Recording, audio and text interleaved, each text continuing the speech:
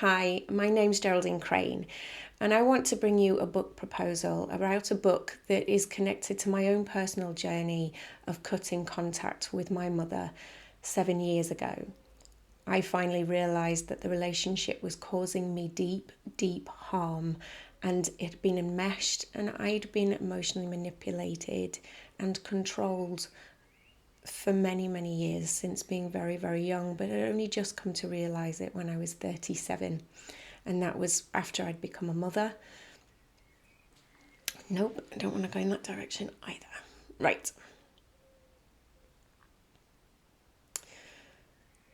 Hi, Hayhouse. My name's Geraldine Crane, and I want to bring you a book proposal that I am deeply passionate about it, and I hope it triggers that passion in you too.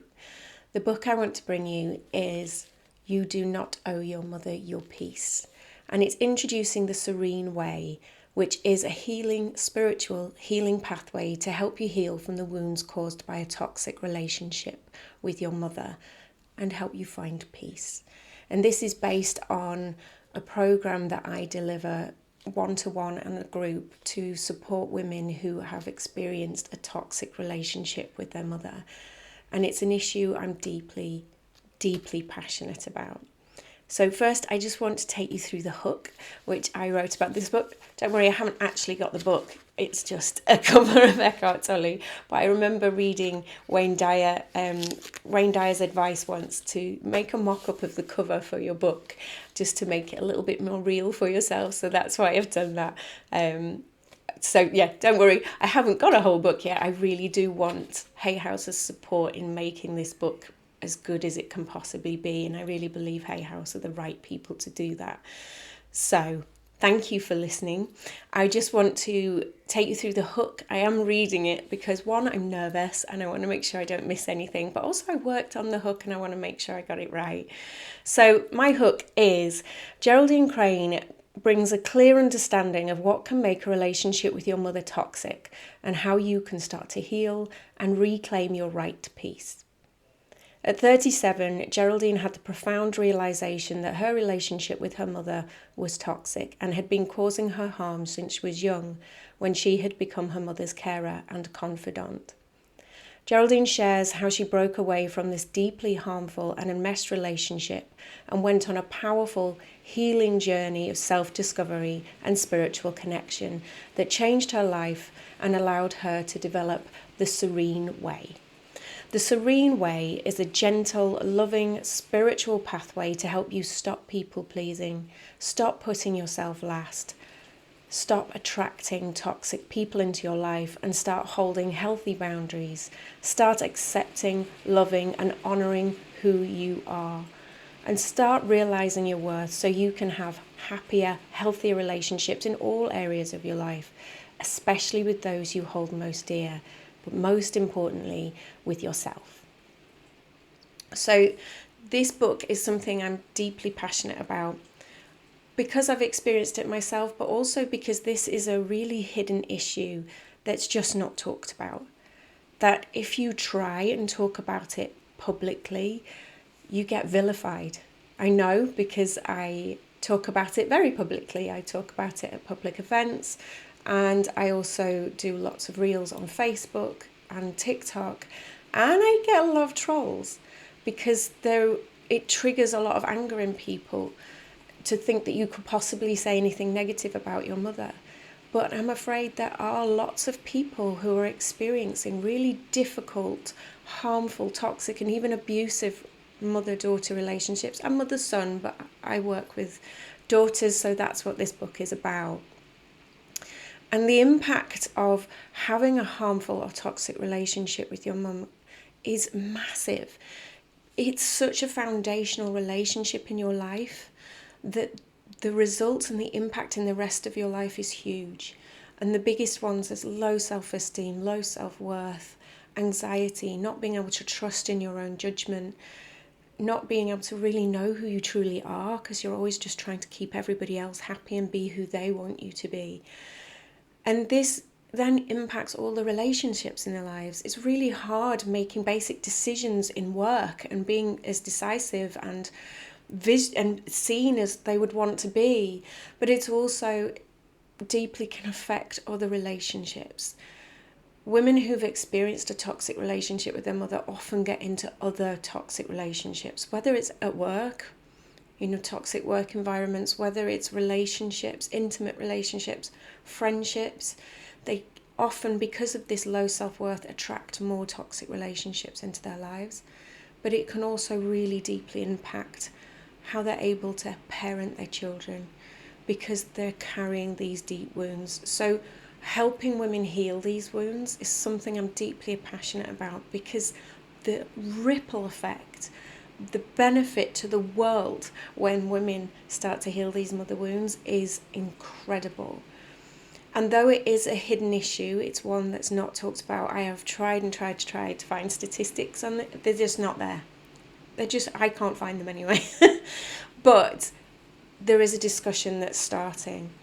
There are numerous books out now talking about narcissistic mothers, covert narcissistic mothers, which was my experience.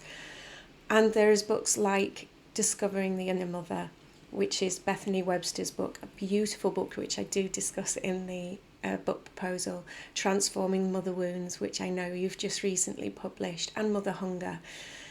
But my book is slightly different because I am bringing a very clear healing pathway to my readers.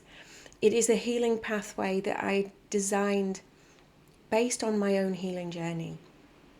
So my background, I am a qualified probation officer, and I worked for 10 years in probation, coaching offenders to make better decisions, but I also worked a lot around offenders who were domestic violence perpetrators, and that gave me a real passion for this issue and working around it. I worked for a while in substance misuse, so I also have a good understanding around addiction, which is very closely related with trauma bonding within toxic relationships. But I then went on to work in the domestic violence field, working and supporting women who've experienced domestic abuse in their emotional recovery. And it's a job I absolutely loved. But I'm afraid in the end it didn't work out because there were problems at the charity that I worked for, and that's when I went on to set up my own business and train as a hypnotherapist. And when I trained as a hypnotherapist, I also deeply reconnected with my own spiritual and mediumship skills. And so when it came to cutting contact with my own mum 7 years ago, it was all those skills that really helped me, but I also went on to learn so much more through my own healing journey. I cut contact with my mum 7 years ago, and it was like a perfect storm that happened. I became a mother myself, which enabled me to see that the way she treated me didn't make sense anymore. But it was also the demands of being a mother meant I was being pulled away from taking care of her, as I always had done since I was very young. So it was causing tension in the relationship. But I also started seeing a counsellor who really helped me to see that a lot of the anxiety I was experiencing, low self-worth, was all connected to that relationship. Not to, I'd been my mother's carer since I was 12, and I'd always assumed it was the pressure of being her carer that had caused the anxiety, but the counselling helped me to see that it wasn't the physical having to care for her, it was actually the trauma bonding. It was that really enmeshed relationship that was causing problems, because my mum was not giving me the space to heal, not acknowledging the harm that had been caused. And at the same time, I started working with that domestic violence charity and was getting training and really helping women to understand all the different forms that domestic abuse can take. And it was through that I started realising a lot of it was way, way too familiar.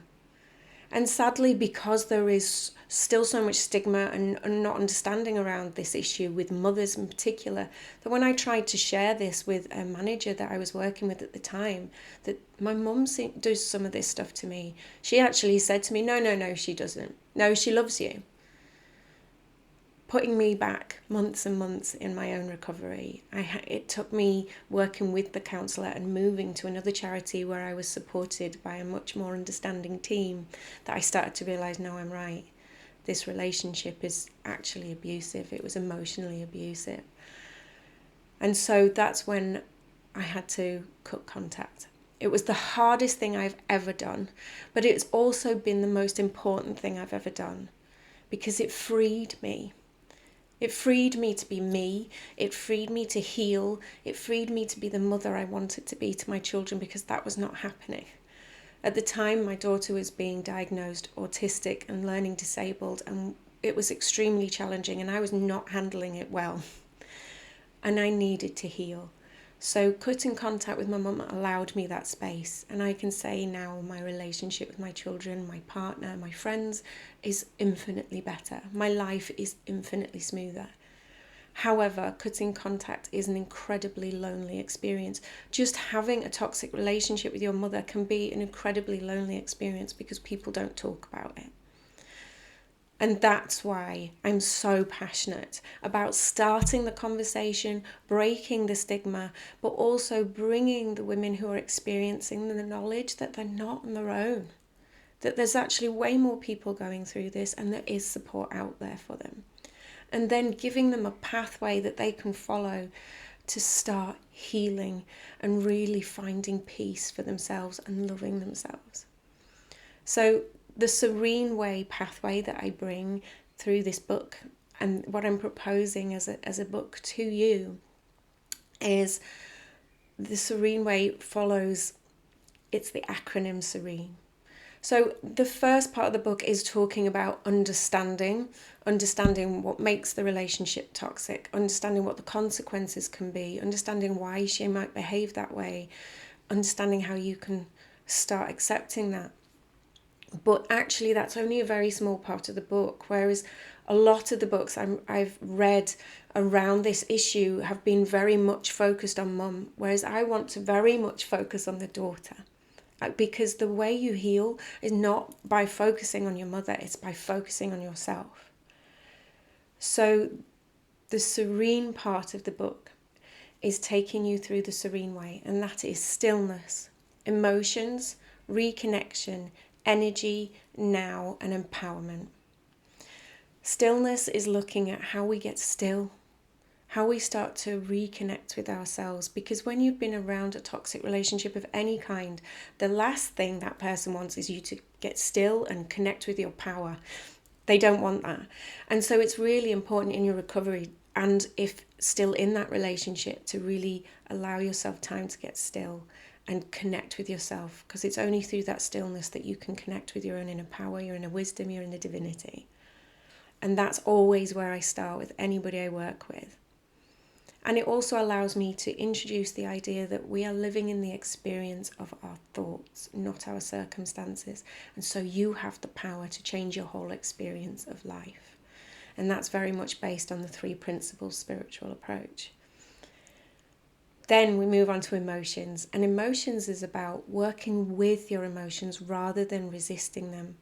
That your emotions are communicating with you. They're showing you something.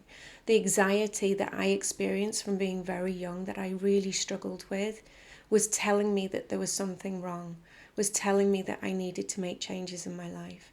So it's helping people to understand how you can work with your emotions, and through your emotions can reveal the thoughts that you're experiencing, and the thoughts can reveal the beliefs underlying, and how you can challenge those beliefs and then change your whole experience of life. R is for reconnection, and reconnection is about reconnecting with who you really are, not who you've been told you are. Reconnecting with your highly sensitive spiritual self.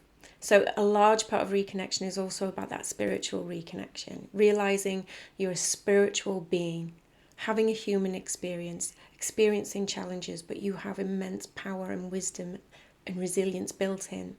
And there are spirit guides around supporting you. And I do introduce spirit guides. I only do a small introduction because I actually believe that could lead on to another book. But I want to keep it really simple on this healing pathway.